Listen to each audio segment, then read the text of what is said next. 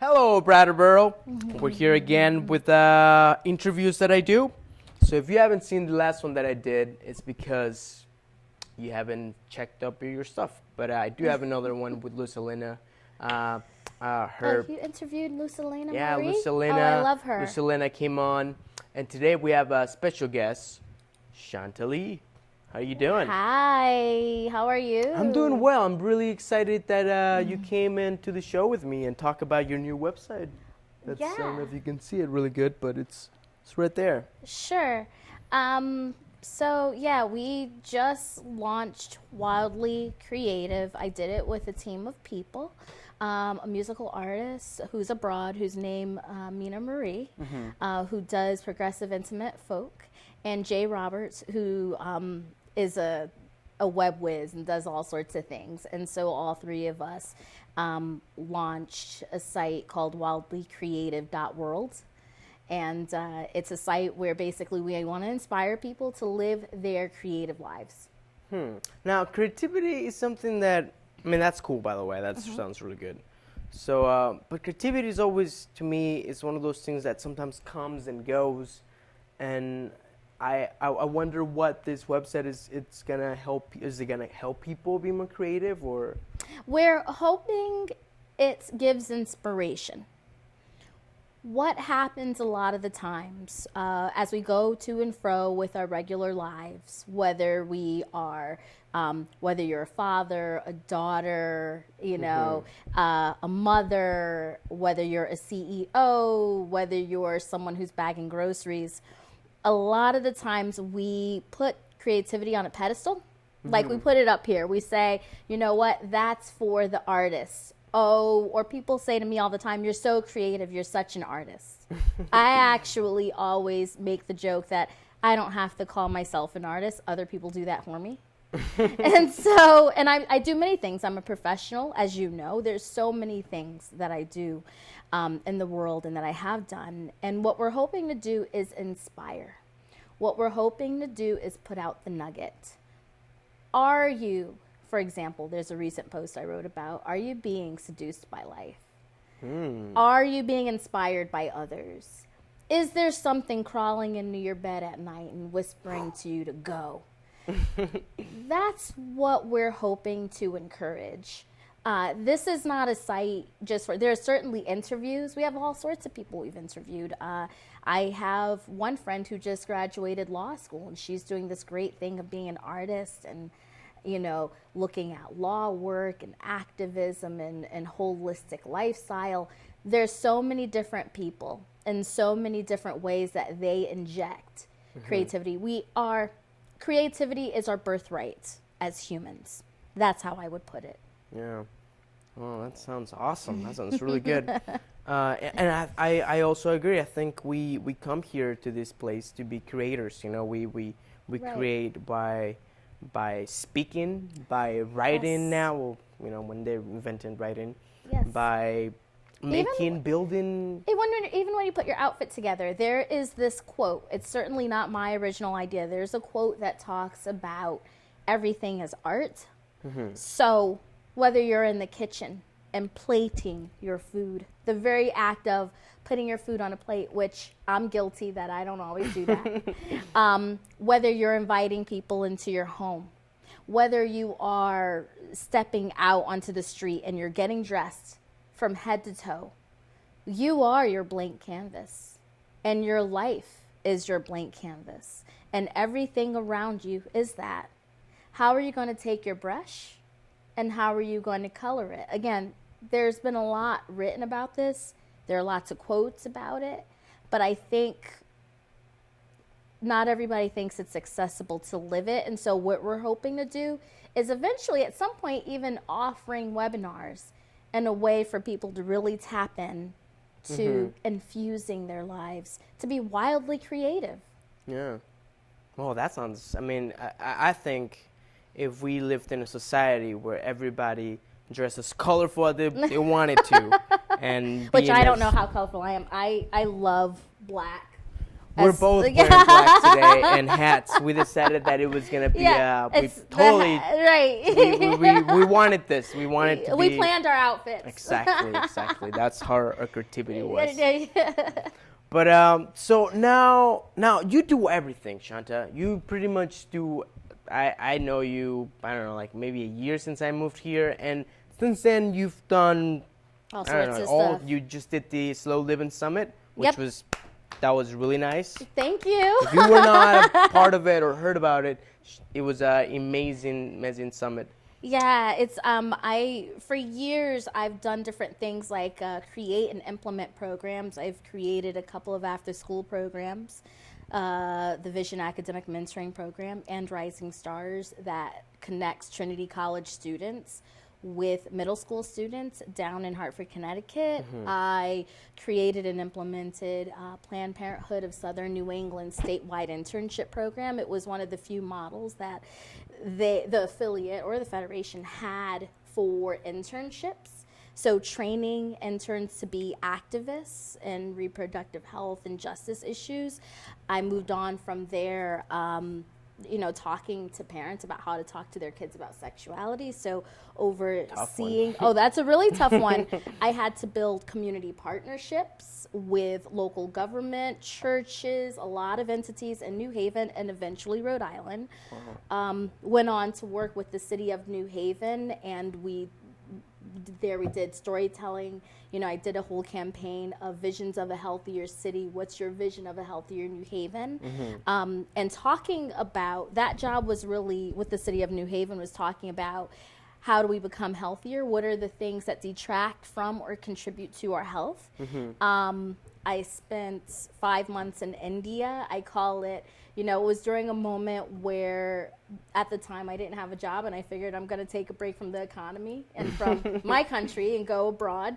Fell in love with photography when I was there for 5 months. So I do a lot of things professionally. I love to create.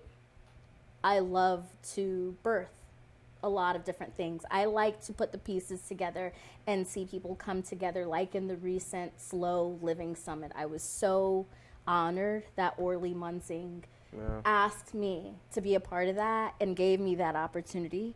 I also do grant writing. I oversee, I'm the Director of Development at Wyndham Child Care Association. And then I have this creative life that's stitched into all of it. I do my writing, my photography, my belly dancing, and I do media and PR work for several authors and other people in the area and abroad. So whatever dreams or ideas that people have, I guess you could say I like to tell the stories, even in my photography and my writing. And I like to help people put those pieces together and then present it and then get that reach into the world. And I've been very lucky that a lot of people, including a lot of my clients, have wanted me to be a part of their dreams and their visions. It's a very honorable position. Yeah, I mean, it's definitely an honorable thing. What else can you do better than helping people achieving their dreams and goals?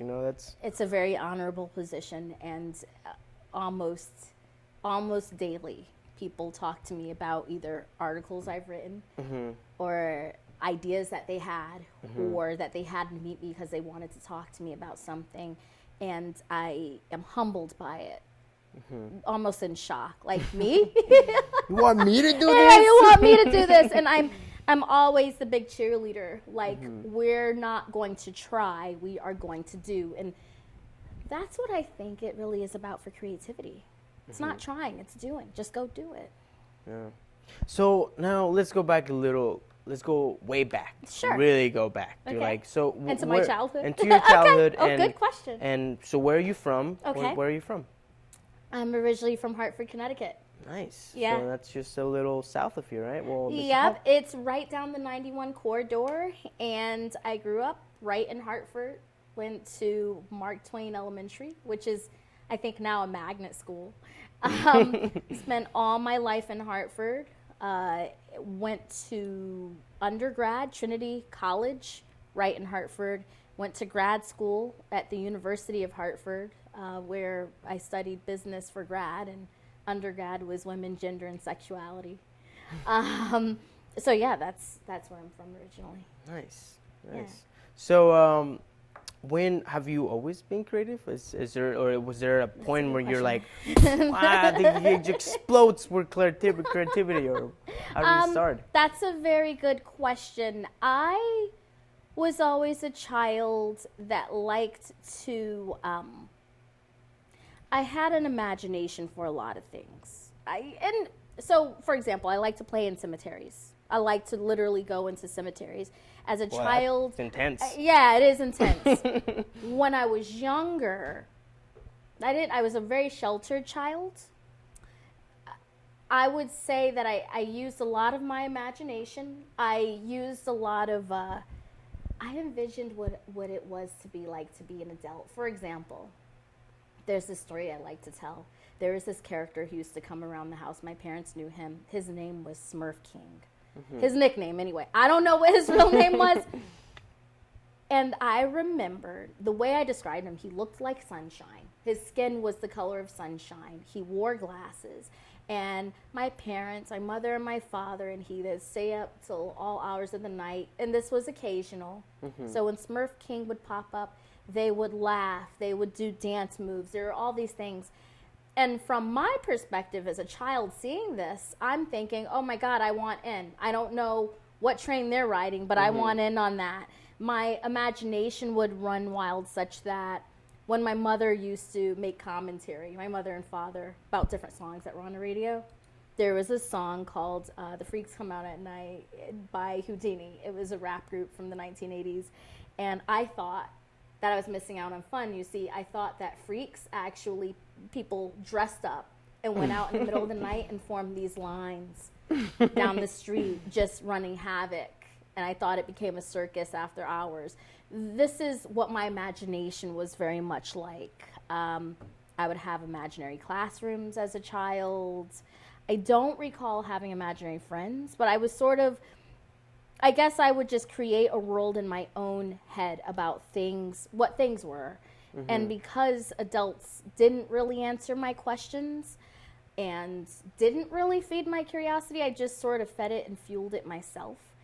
There were all these things that happened all around me, and I would just fill in the pieces. And there was no one there to really correct it, so I was just sort of like in my head making things up. So I guess you could say that that might be where my creativity sparked. I started writing poetry when I was about 11 or 12 years old. And I've been keeping a journal or a diary since about 13 or 14 years old, journaling all that whole time. Yeah, and you just showed me she just showed me a video of the that's on your website. That's some poetry, which is pretty cool. The editing was Thank you. The words were powerful, and I can't take credit for that. That's all Mina Marie. She did this amazing job. What we decided to do is, instead of having words to explain what the site is about, I did this spoken piece, you know, Dear Creative One. You know, it doesn't matter if you are whoever you are in the world. And if you think your wings have been clipped, we would like to think that we're here to encourage you to get them back again. Nice. Yeah. That's awesome. So, talking about wings and stuff, you once got on a plane, like you told me, and went to, I read that you went to also Uganda, Africa as well, right? I did. I was in Uganda for 2 weeks. There's something interesting that's always happened with my life, and it's happened here in Brattleboro too. And this is leading up to the whole Uganda story. It's almost like I get to be a witness to different things that would happen, like different events or different happenings. And I would always think to myself, oh my God, that'd be so cool if I get to be a part of it. And then suddenly I am a part of it.